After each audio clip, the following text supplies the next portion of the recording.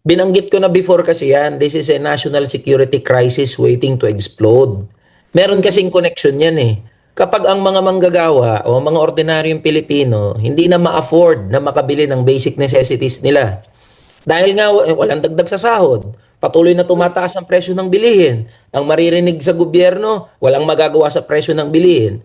Ang susunod na dyan would be a rise in crime rate. So it could lead into looting or into other criminal activities. Is it hypothetical? It can be hypothetical, pero what we have seen in the previous days and the previous weeks, nagkakanakawan na nga ng gas eh. Di ho ba? Nagkakanakawan na ng gas. May tumatakbo na sa gasoline station, di na nagbabayad. So, malayo ba sa realidad na magkaroon ng looting, na magkaroon ng malawakang gulo?